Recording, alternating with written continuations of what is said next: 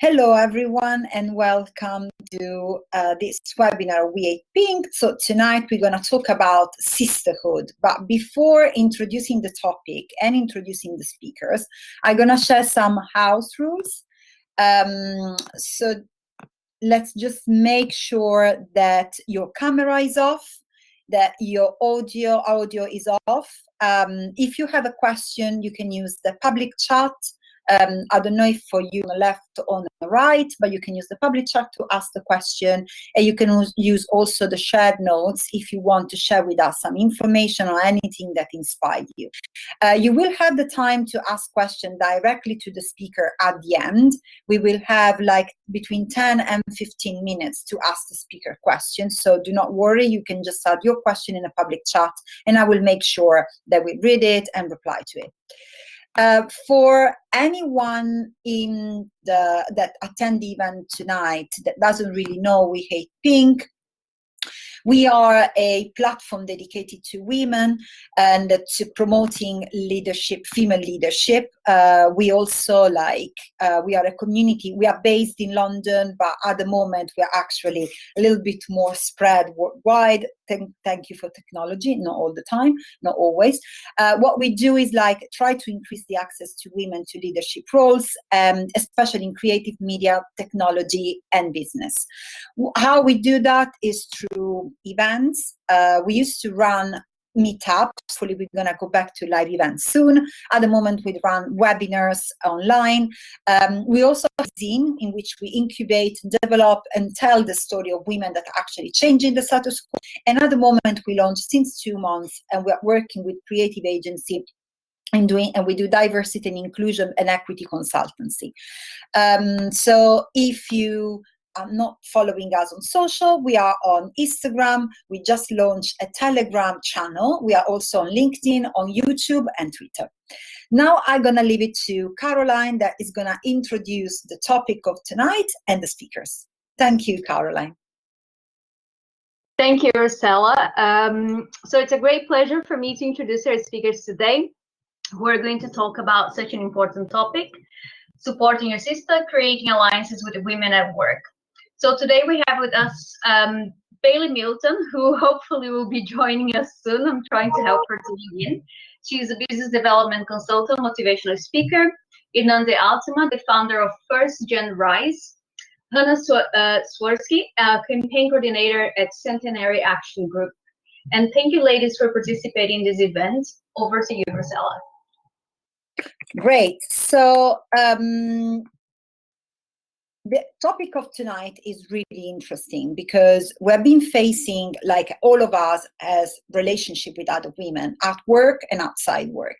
But sisterhood in the workplace, it's something really important, especially when we are talking about alliances with women at work, because can actually help you in your career to enlarge your network and actually to support each other. So tonight, what we discussed with the speakers in the previous meeting that we had is what is the meaning of sisterhood for each of us is different. So the first question that I'm asking you, Hernande, what's sisterhood for you? Thank you for this question. Thank you for having me. It's wonderful to be a part of this family. So when I think of sisterhood, it's a different forms, but what I have been able to categorize it as is that it's a shared vulnerability and support system among women. And that is what I think I adore about having sisterhood, whether it just be amongst friends or in the workplace. What is for you, Hannah, if we are talking about sisterhood? Not necessarily in the workplace, but the meaning of sisterhood for you. Thank you. Yeah, I mean, adding to what's just been said, I think it's a shared strength and a shared experience. Women coming together and turning their anger or their experiences that we face as women, and in a world where we don't have gender equality, turning that into collective action. And I actually think, today for people in London and in the UK, for women particularly, it's a really poignant time. You may have seen about the news of the disappearance of a woman called Sarah Everard in South London last week, and she was walking home from a friend's house at 9:30 at night, and so many women are coming together, sharing their own experiences of, you know, feeling unsafe, sexual harassment, street harassment, things like that, and kind of coming together in strength and numbers and speaking out against it. And that, I think, is a perfect example of what sisterhood is to me. Absolutely. And I think, thank you for mentioning this episode. That is actually shocked me when I heard the news. I mean, it's actually super sad. I'm quite emotional about that a woman is just going to visit a friend and literally going back home and not able to go back home at 9:30 in the evening in London, in Clapham. So I mean, it's crazy. There's no word for it. So we were touching on the point that feminism is actually a social movement, like Hannah, devoted to liberating all women and girls from structural oppression.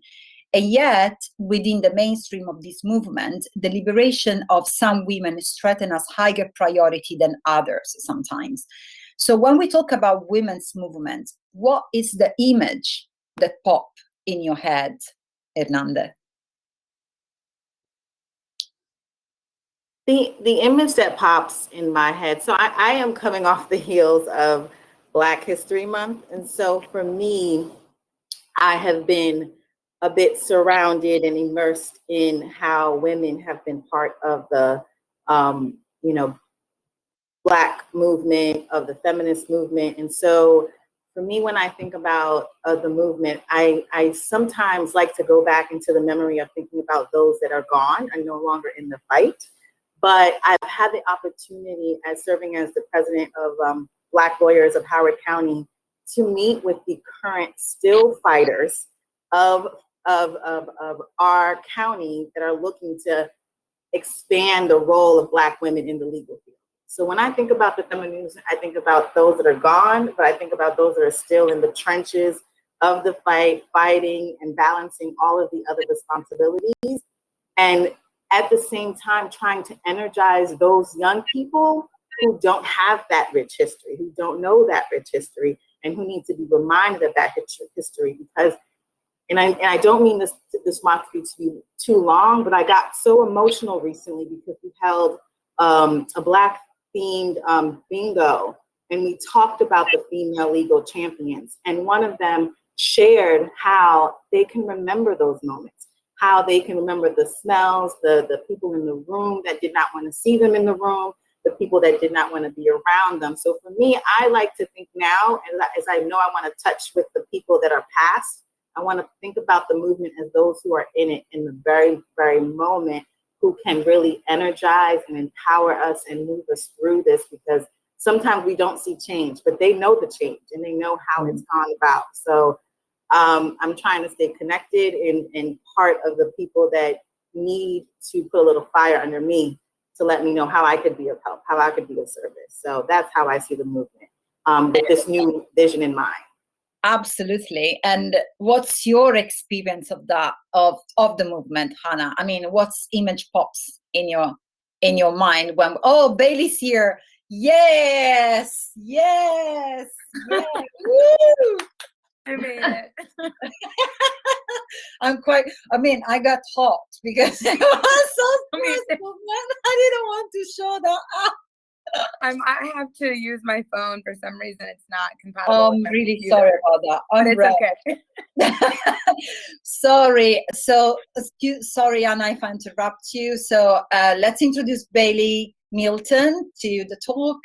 Bailey is a motivator speaker. He's a public speaker and is an amazing personality as well. We had a chat before, so I really wanted her to be part of this webinar tonight. So the question that I was asking now, Hannah, is actually the question related to what's the image that pops in your head when we are talking about the women's movement. So I just interrupt Anna while she was talking. I'm really sorry. No. Oh, great. You're here. And Yeah, I guess for me, when I think about the women's movement, I mean, actually, the last kind of thing I did in London before lockdown this time last year was the March for Women on International Women's Day in London, and there was hundreds of women, you know, a huge range of women coming together to march, and we marched from South Bank to Parliament Square outside the House of Parliament in London, and heard loads of amazing speakers, just even like reading people's banners. They were great. And yeah, just being there with loads of different women, I think was what I really kind of think of as a classic example of the feminist movement coming together. But I think that we also have a long way to go and shouldn't kind of just we're not doing enough. And I think particularly when it comes to the issues that do get attention, so for example, when we're, you know, there's been a lot of attention on the difference in pay of actresses and actors in Hollywood, and the focus there is on the kind of mega rich majority white women who are getting these roles, and they're speaking out about how they, you know, aren't getting the same millions as men, but we're not thinking of the lowest paid women, you know, particularly women who might be migrant women, and therefore they can't speak out because they might lose their jobs, or you know, they don't have settled status, things like that. And so I think, yeah, I know that we're going to go on to this as well, but when I think of what the feminist movement has to do, the issues that we shout about the most aren't always the ones that are the most important. Exactly. And this is like a really good point, because it reminds me a little bit of what is called as well corporate feminism, and like talking about a lot about breaking the glass ceiling. But actually what Angela Davis said, I think not a long time ago, she said, yeah, true, okay, but if you're close to the glass ceiling, it means you are already somewhere close to the top. What about the women that are not there, and they don't have a even voice, or they cannot even get there, not even far from? So sometimes we forget about that the movement is made by women that sometimes don't even have the time to come to a march because they have kids, and they don't really have the time to take part in activities and activities organized by the feminist movement. Even here in London, for example, you mentioned the Women's March and the Women's Strike last year. I remember that we organized also the kids club, in the breakfast club in the morning, helping women that wanted to attend and take part in the strike and in the march. Because, you know, if you're a mom and you have 2 kids, obviously you need the support, because that is the stereotype, that is the mom that's taking care of everything. But going back to the question that I ask everyone, what's the image that pops into your mind, Bailey, when we talk about the women's movement? Yeah, well, first I just wanted to thank you, Rosella, for letting me be a part of this. And again, I'm so sorry I'm late. Don't. I did catch a little bit of Hernande's response, and obviously Hannah's, and I really respect y'all's responses because they are on such a macro level. When I think of the women's movement, honestly, I think about my friends, you know, and the daily struggles that they go through. Shout out to my friends Christian and Priscilla who are on here. I think about, you know, what they go through as minority women on a daily basis, along with myself. I think about my future kids. I think about, you know, everything women have to go through on a daily basis just to communicate, because we're women. You know, in the workplace, we have to jump through so many emotional hoops just to get our message across to men, or, you know, to depending on different races and understanding how they communicate.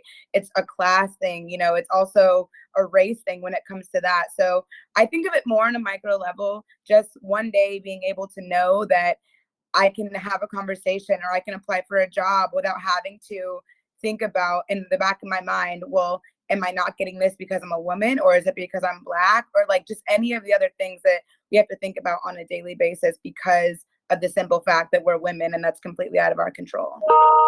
It's absolutely true. And I think when we're going to get to that point, it's still a long time to get there, and sometimes it's really frustrating. And I think you touched on a really important point that actually is my next question.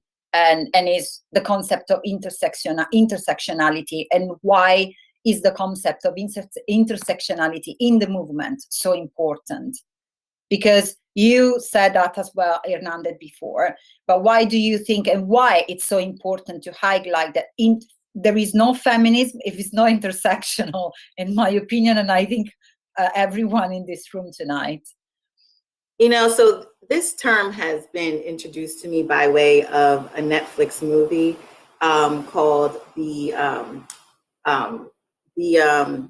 Fight to Amend America, and it's really based upon the 14th Amendment, which was given or granted to the Black slaves, and so it has evolved in numerous ways. And part of the 14th Amendment has evolved in numerous ways of impacting the LGBT community, impacting feminist movement, impacting immigrants, impacting just many, many ways. And so I was introduced to that word, to that coin, and who coined it was Kimberly Williams Crenshaw, or Crenshaw Williams. I can't remember her last name, what order, but she was the one that really identified how, as a Black woman, and she is a Black woman, can try to be a part of the feminist movement, but has difficulty because many times her race is what is the leading factor in her own fight for rights. And so when you have these dual identities, and it could be multiple, because at the same time,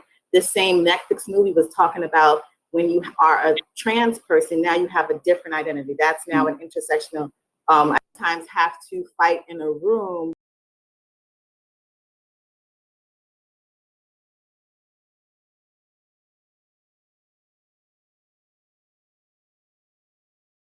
when, you know, when I might see that the priority should be given to more racial differences, but yet people want to say, well, we want to have women included, but then sometimes what happens is that gets a little bit cloudy because you then don't want to add race. You are confusing your ultimate goal of trying to create a whole diverse room and say, well, let's just put women in the room and that's it. But that's not how it works. Yeah. It has to include race. You have to think about diversity, including race, geography, and other backgrounds. So intersectionality creates this kind of confusion for sometimes me, because I know that as a women's college graduate, I champion all women's issues. I champion all women's rights. But I know that, as was quoted by Hannah, the lowest paying people are Black women. Our wages are always much lower than just women in general.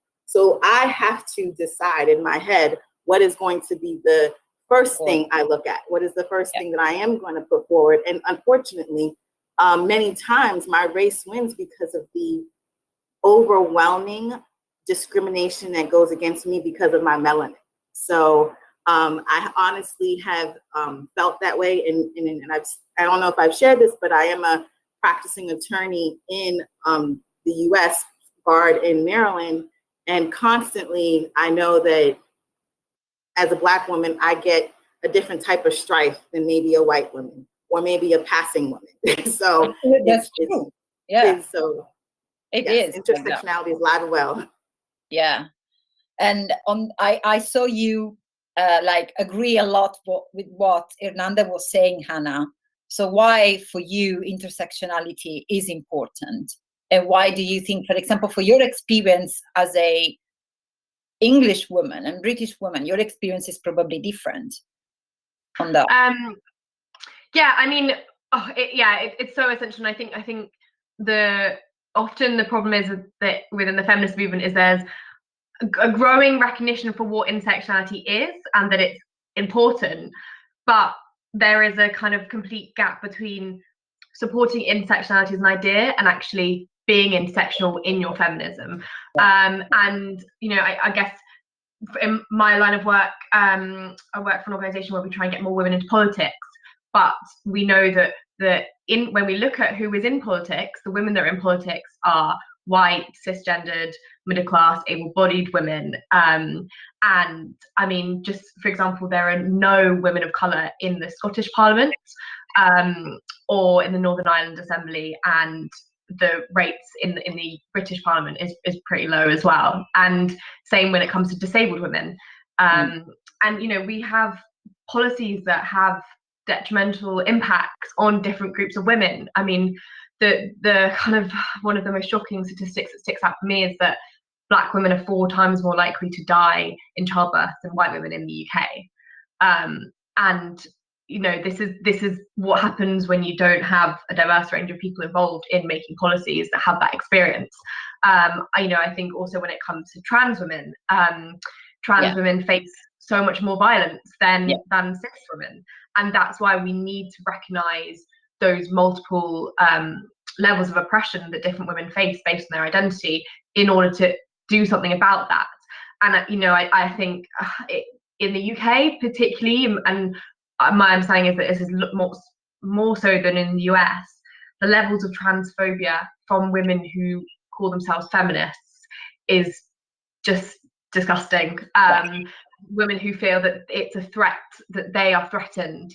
And I think the problem is also that, sometimes more privileged women see that it's, it's kind of a piece of the pie. And by giving rights to other groups of women, that's a direct threat on them, which it's not. It's not, exactly. That is absolutely crazy, because it was the same mistake that the women's movement did at the beginning with lesbian women that were not included in a movement. So it looks like that sometimes we're not able to learn from our past mistakes. Obviously, it's not like that for all the movement, thanks God, but, it's like what you said about it's called TERF movement is, in my opinion, disgusting, and I don't really understand it. Going back to the meaning of intersectionality and why it's important, why do you think it's so important, Bailey, and what's your experience of intersectional feminism? Well, Hannah said one of my favorite words, and she said it was based on, someone's identity. And I think I love the word intersectionality, because I feel like, at least here, actually not here, all over the world, they try to put us in these boxes, from outside looking in, people are just going to think, Bailey's a Black girl, but actually my mom is Puerto Rican and white and Black, but no one's going to know that looking at me, And I think that it's important for people to understand that we are all so many things, and I can't just fight for one part of me. And I also feel like another way, and I feel like everyone knew what intersectionality was like inside, but until it was coined, and then you're like, oh yeah, that actually is a thing. I think it's the same thing with unconscious bias when it comes to racism in America. It's the exact same thing to me.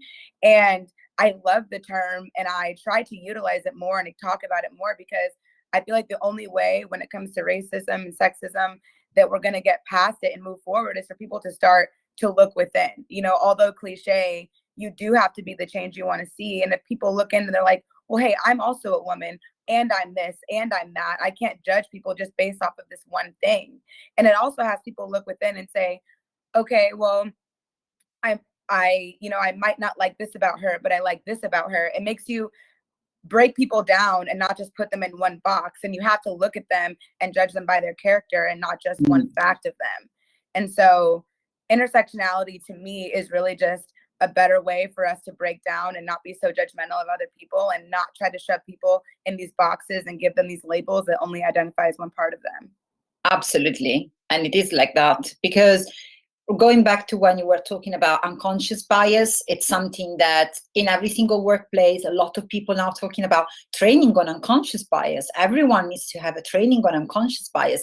But then I think it would be so easy just to introduce, and if I'm thinking about that, I believe that a lot of companies can do that, to introduce the blind recruitment.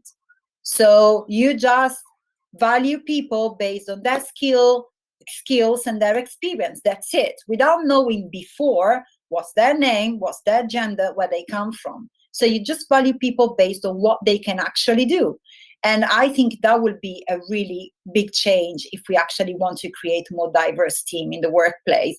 But actually, if we can apply that to every single activity in the work, probably we're going to have also better advertising, better creative, better tech, because it's proven that diverse teams perform better. Even if you want to ignore, let's say that you are so cynical and you don't care about social issues, even if you care just about your business, you are an ignorant if you don't consider the fact that diverse team can actually perform better, because it's by the contribution of different people that come from different walk of life that you actually can create something great. So going back to our question, we were talking about the value of sisterhood in the workplace when we had our chat last time, and this idea of one seat at the table. And sometimes this idea comes from a belief that diversity is mandated but not useful. In fact, there is an extensive evidence that more diverse teams perform better, are more innovative, and they can generate higher profit, if we want to talk in this way. But when women adopt this scarcity mindset sometimes and fight among themselves, this is a kind of attitude that holds all women back. I know that not everyone has been facing bad kind of experience with other women at work, but this kind of attitude is known as internalized sexism. Is when women basically unconsciously absorb belief about their rightful place, and those messages show up in how women judge each other. They can actually lead to mistreat, underestimate, and distance themselves from other women in order basically to increase that power as standing amongst other men. So it's quite precise kind of attitude. Fortunately, not everyone faces that, but let's face it, it's something that all of us experience at least once in a lifetime. Like that you have a really, let's say, challenging workplace, and you think that, okay, it's full of women, so why we don't get along? So what's the problem there? Obviously, not all of us has the same experience. I had that experience, probably you, Hannah, didn't, but it's something that happened in the workplace. So my question related to that is, what's your experience of sisterhood at work? And I'll start with you, Hernanda, because I know that we had this conversation, but you share obviously your experience of sisterhood at work. Yes, I have been contemplating this question because, I mentioned that I had different timings of when I would join a workplace. And so as a person who came from a women's college, it's an amazing experience. Women colleges are dwindling, unfortunately. But with that being said, I came from a very supportive and loving and just a great women's college environment. And so then I transitioned into the workplace that was predominantly where there was a mix. There were about maybe two men. I've always worked in small settings, small workplaces. So for me, I've loved those experiences. And so I had to unlearn how it is to work and be around women, because of the fact that when I was in a women's college, it was very kind, very cordial. And then when I moved into a co-ed space, there was some type of aggression. There was some type of competition. There was some type of constant reminder that I may not be the superior gender. But just to fast forward a little bit, when my workplaces began to be more women dominated, I had two experiences I want to note. One of them was I worked in an office where it was mostly older women, and I have been, I thought that it would be fine. They would impart some wisdom upon me, but then I learned some of them were a bit intimidated by me because of maybe they did not have the same education status. They may have not the same experiences. Maybe they had decided to, be a home, work from home or work at home and not work. So I've had those kinds of tensions where, depending on the advancement of that woman, if they saw me as a threat. And so then I had other work experiences where I've had maybe women that are around my age, and then they're kind of have shared experience in going through college, going through relationships, going through something else that allowed us to create some type of a better relationship and have a different experiences that we can relate on. But I can honestly say that, for me, I have unfortunately been in workplaces where I am seen as a threat. I am seen as just very direct and not getting along to get along. And so I've had to unlearn just a few things that I have been trained to do because of the fact that maybe that setting did not find my behavior appropriate. So it's I'm still learning. I don't think I've mastered it yet. I think that it's still something that is uncertain. But I just want to touch on something that you mentioned, Rosella, because you talked about diversity training, and you talked about something that I think is very important to mention about when you are working in places where there are women but not diverse women. And so I think what happens in that situation is that there's these small microaggressions that really surface that even with training, you hope that they are resolved. You really do hope that they're resolved, because I just think that maybe if they leave the diverse training, that they go back to a setting that kind of reinforces the old training. So I don't know what the answer may be to kind of get the dynamics to change, but I've noticed that sometimes the diversity training is not the only way of getting through or getting around. So it's absolutely true what you say. And when I'm talking about, for example, diversity training, it's important to make people in the position of do some exercise that can actually make them think about it, the action and the words that they use. But my personal opinion is that the education needs to start from school. And it needs to start by introducing, for example, different type of history in the curriculum, because what we study is just, for example, I come from Italy, as you can tell from my accent, and in the curriculum in the school in Italy, you just study one part of the history.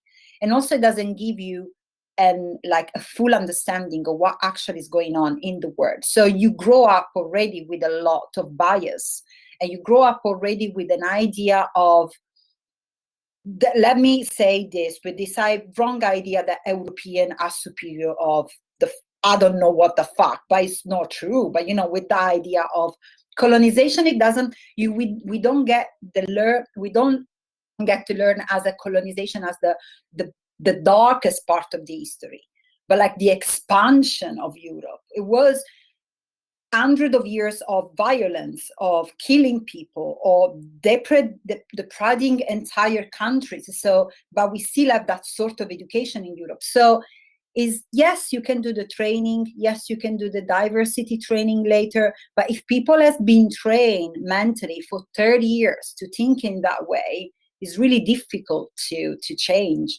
So it's a community effort, and I think needs to start when we are really young. On that level, I have a question for you that is from Carla, and she said, how would the panel recommend changing the piece of the pie mentally? Who wants to take this question? Bailey.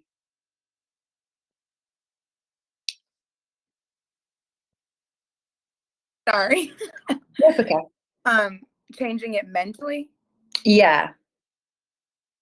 That's a great question. Yeah, it's a great question. It's a bit tough. I mean, you don't have to answer now. We can go over and then go back to this question later.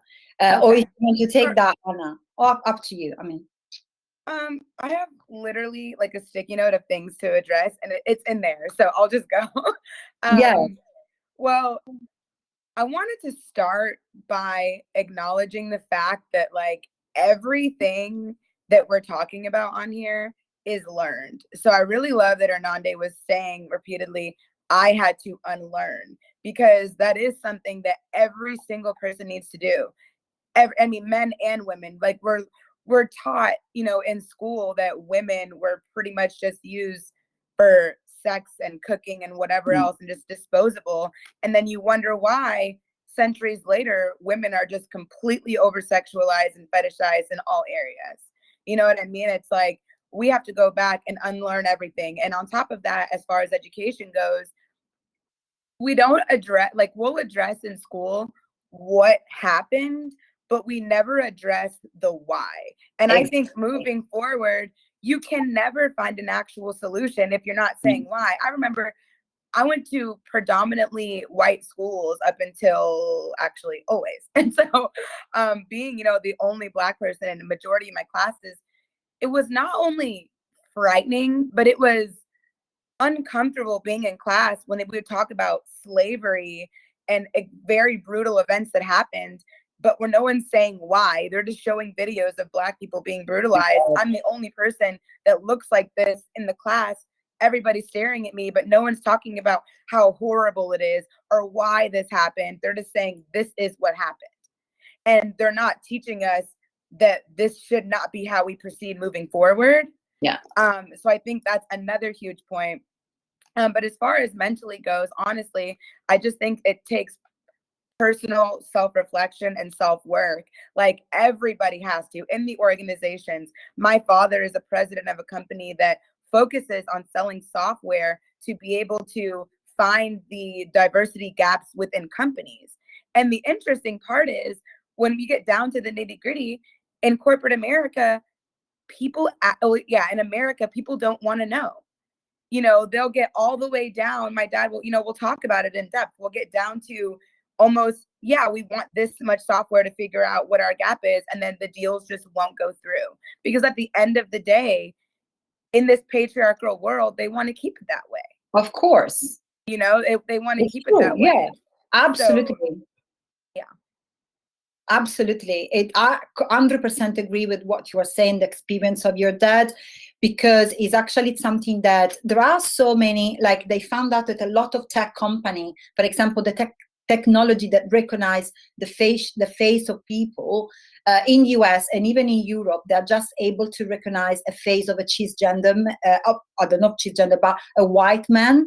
So there are no program to recognize different type of faces of women, of Black women, of women, or a Black man. So it's just literally set up in certain way. And that is show how even the data and the AI technology is still just created for certain type of people. So going back to my question about the experience, your experience of sisterhood at work. I know that yours, Anna, is different. And I would love you to share what was your experience of sisterhood at work, because you come from a different kind of place that is not a corporate place. It's actually quite the opposite. So I guess I feel I'm pretty lucky that in my day-to-day job I get to work in the women's rights sector with other women who are campaigning on issues around gender equality, and so there is already that kind of feeling of sisterhood because we are working together and to campaign on issues that we really strongly care about and have direct experience on those issues. But I guess also really important to acknowledge that I don't have many negative experiences from other women, but also I'm a white middle class woman, and I know that my colleagues who have different identities haven't faced the same, many women who face microaggressions from white women and things like that is not sisterhood and far from it. But yeah, I think kind of two key examples came to my mind. One was back in summer, we were running a big campaign against sexual harassment of women working in politics and working in the UK Parliament. And we came together, lots of organisations, activists, and a lot of women and men who worked in politics to call on the government to bring in a new complaint system whereby if those who are working in politics experience sexual harassment or abuse or bullying, which we know happens everywhere, and particularly places where there is a power dynamic and a power imbalance, to campaign and call for that to come into place as a preventative measure. And that was a really positive example of where we only found out 2 days before that there was going to be some legislation brought in by the government, and so just had to clear, lots of diaries, and kind of very much just quickly come together to draft a big open letter, try and get some press, write to as many different women as we could to support it. And that was a really positive experience, and we were successful in being able to secure this change. But obviously it's not far enough, and there's always work to do. But I think on a more personal experience, one of the great examples I have was I think it was quite recently. I sent an email out to a number of other individuals about a specific policy, and I accidentally, instead of putting people in BCC, I CC'd them all so they could all see their own email addresses. And one person who was happened to be a man, one of the only men I'd actually emailed, kind of sent me a really dismissive reply saying that, he didn't agree with what I'd said, and, basically making out I hadn't done my research and that kind of thing. And also replied all, so everyone saw his comments to me. And I kind of read this and was like, oh, questioning myself if I'd done this wrong, like, this is really embarrassing, feeling pretty rubbish. And this other woman kind of messaged me and called me up and switched on the phone and said, by the way, like, that guy was totally out of line. He was wrong. Like, you're doing a great job. Like, just really reassuring and calling out his behavior. And she said, if you want me to say something to him, I will, because his behavior is, he's done that to other people as well. And I think that was just such a nice example of, like, an easy thing to do, but it made such a difference, because, when you get that criticism, and, like, just having one other woman to be like, no, you're doing a good job, that was rude of him, like, yeah, it was quite small, but really made a difference. Like, otherwise I would just end the day like, oh, what is the point? So yeah, I think those positive experiences are also really important to think about, how, like, we should be supporting each other, and that it doesn't, she doesn't lose anything by supporting me. Exactly. If anything, it's the opposite way around, because I'm even more want to be support, like, it goes both ways. So yeah, I think those are just two examples where I think that it is so important. That really beautiful example, and I think all of us can also share some of those stories, because fortunately when women support each other, that it's a strong power. And we are really, if we actually able to do that, and happens to me in many places at work as well, you actually feel more confident to share your ideas, because you know that you have your sister that actually like on your back, so they actually back you up. So on that level, because probably in the audience we have people that want to know how they can build alliance with women at work. So what's your suggestion? What's your tips on that, Bailey? What do you think, how we can build alliances with women at work? I really love this question. This is something I just like to do in general. As someone that grew up with only brothers and like mostly male cousins, I have always just loved connecting with women.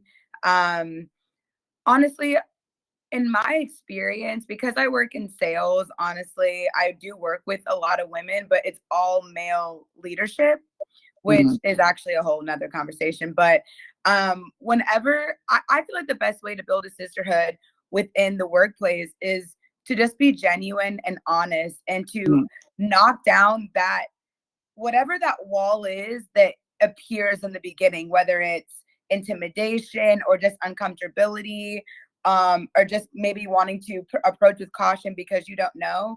Knock that down and let her know, hey, I know you're new. Let me know if you need anything. I always appreciate whenever I join a new organization or a new job or anything, getting that email or that pat on the shoulder. Hey, let me know if you need anything. Let me know if I can help you. And that automatically sets the tone moving forward.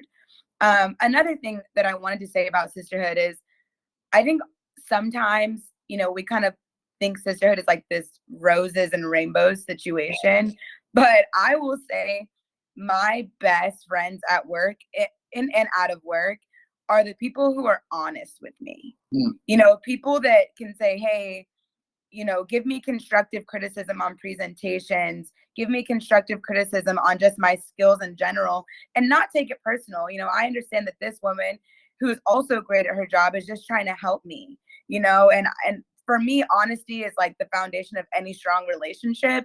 So it might not always be, hey girl, do you want to grab lunch? Or hey girl, he was wrong for that. You know, sometimes it might be, look, you need to check yourself a little bit. And like, I appreciate that relationship in the workplace, because as someone who is extremely vocal and honestly doesn't give a crap, I need to watch my mouth sometimes. And I have a friend at work that holds me accountable to that. So I just also want to paint the picture of a sisterhood is also a relationship that will have its ebbs and flows.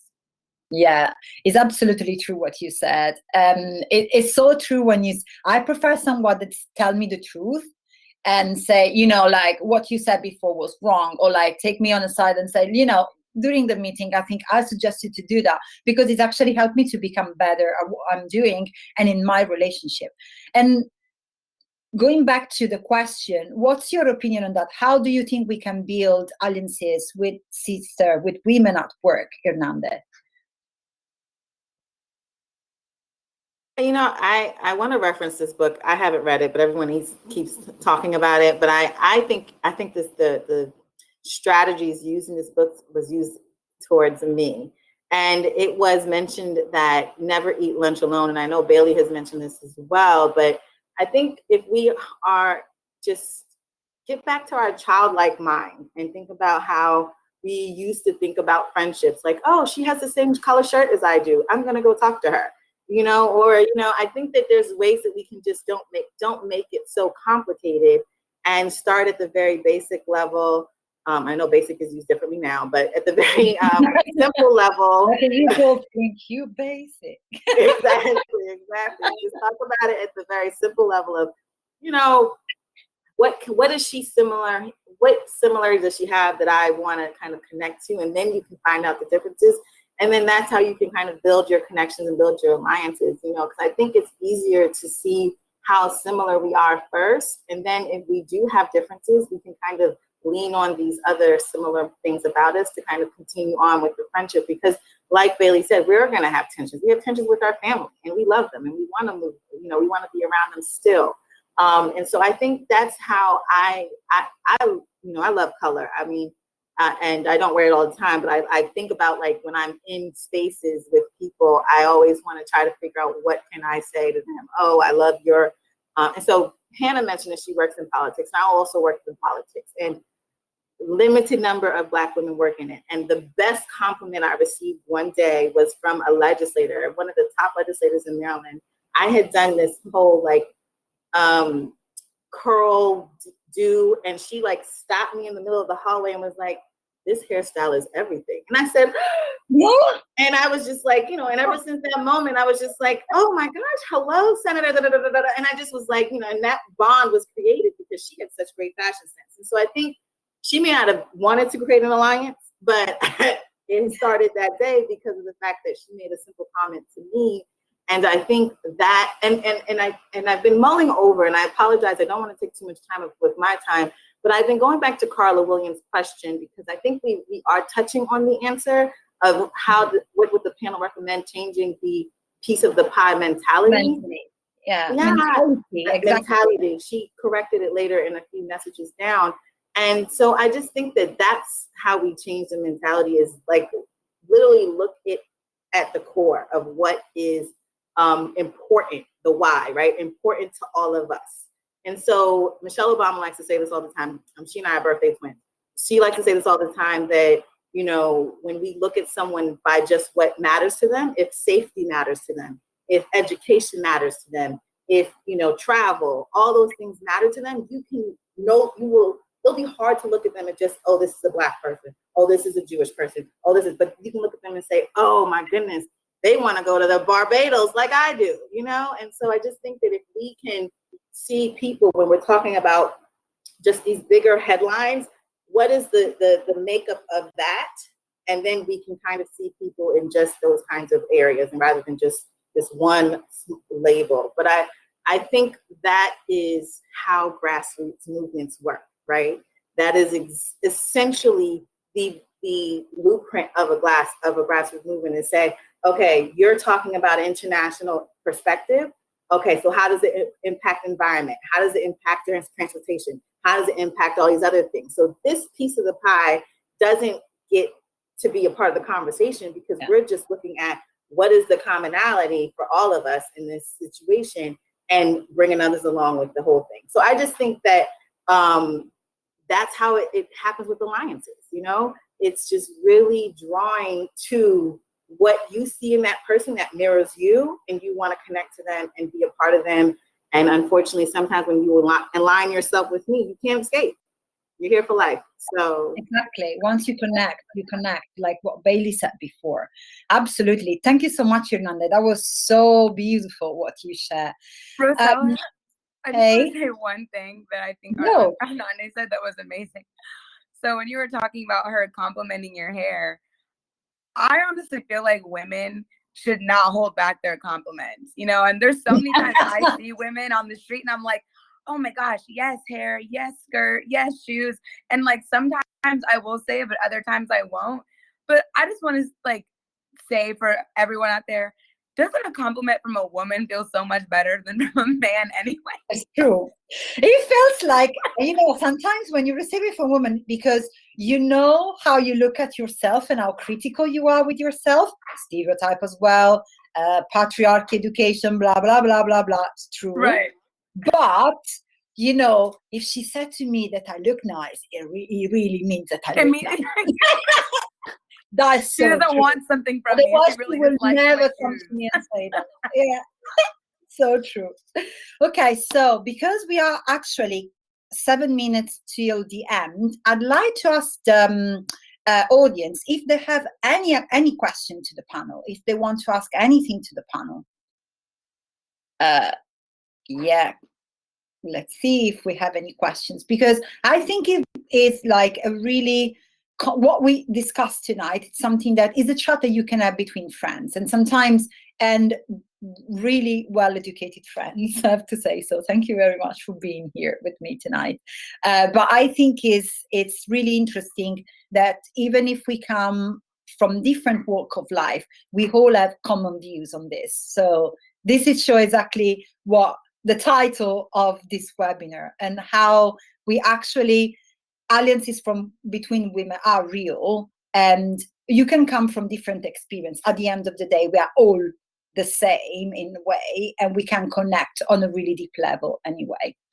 So, well, there is no questions. So I think I'm just see Christian writings. I would love to know how you all have advocate for other women in your personal workplace. That is a great question.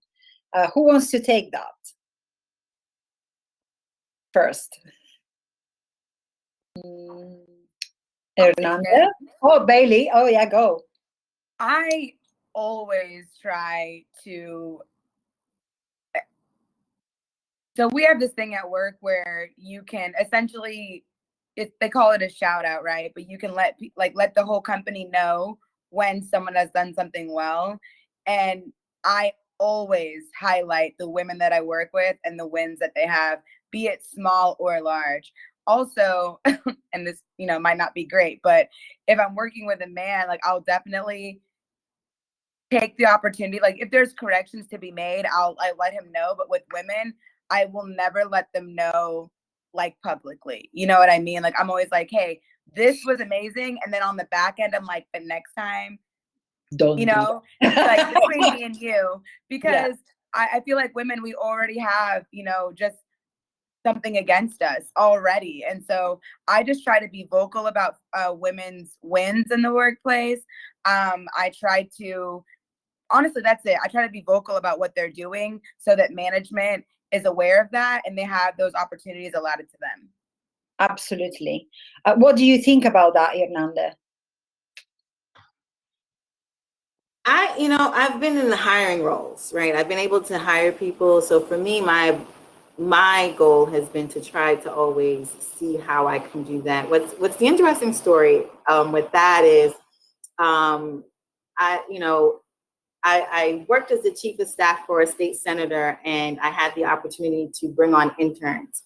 And so I would always want to bring on a female intern because, as we've already heard, not many women are in politics. So, but the best way to kind of trickle it into their mind, insert it into their mind, is to give them a little exposure, during an internship or a summer kind of program. And so, but there's not that many Black women that are involved. And so I kind of stood by one of my office mates' door and saw that she was interviewing a Black student, a Black female student.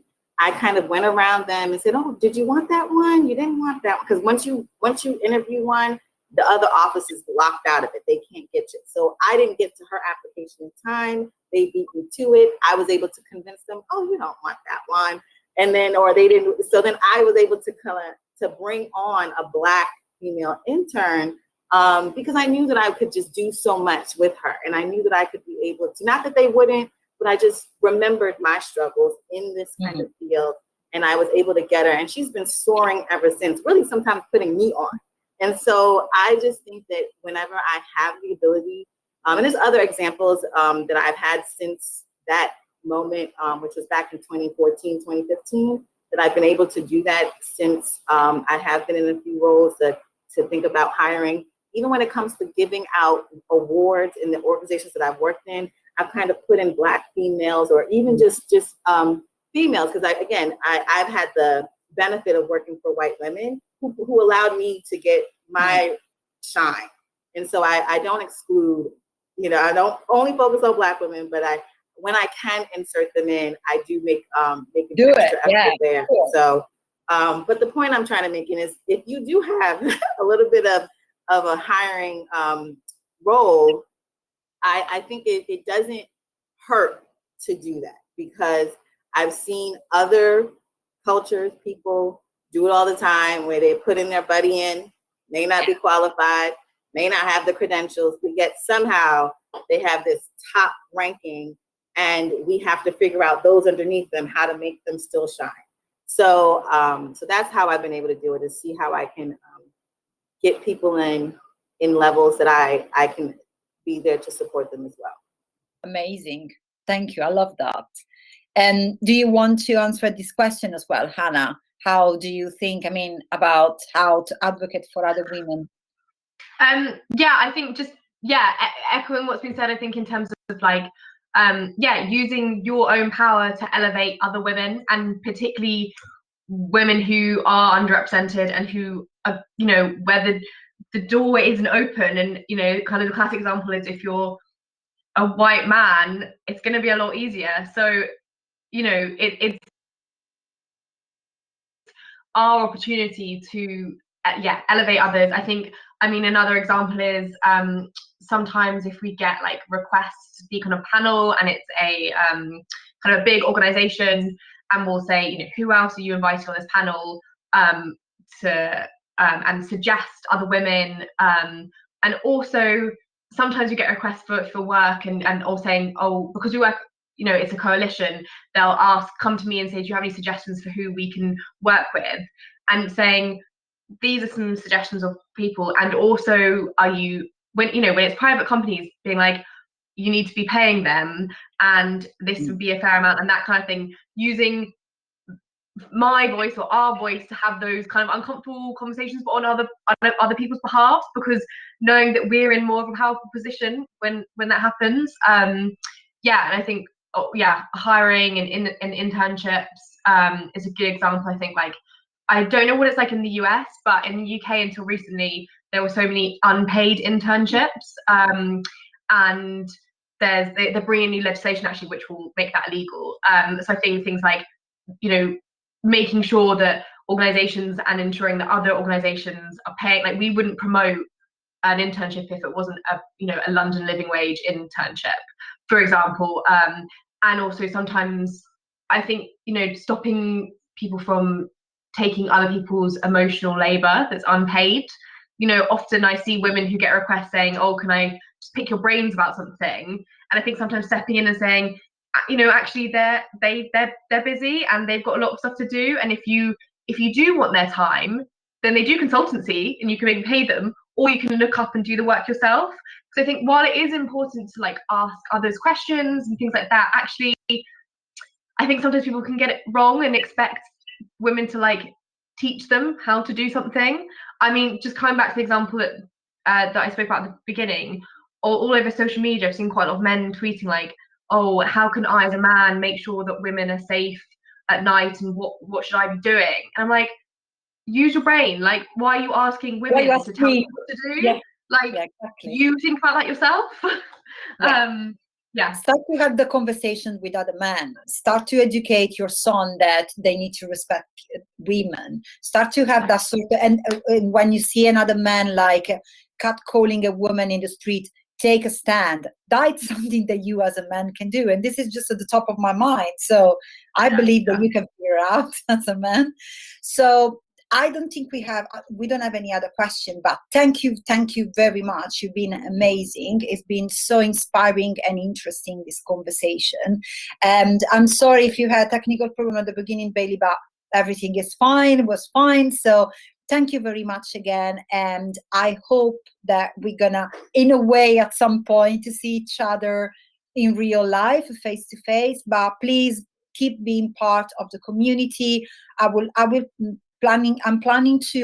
working for 2022 to do a summit in London, and I'm looking to create like a 2 days of event. So I will definitely keep you in the loop, and I would love to have you as well as a part of the panels, as a speaker. So hopefully we're gonna literally see each other soon. And thank you again for your time, for your effort, for your energy, and also for everything you shared about your life. So thank you very much.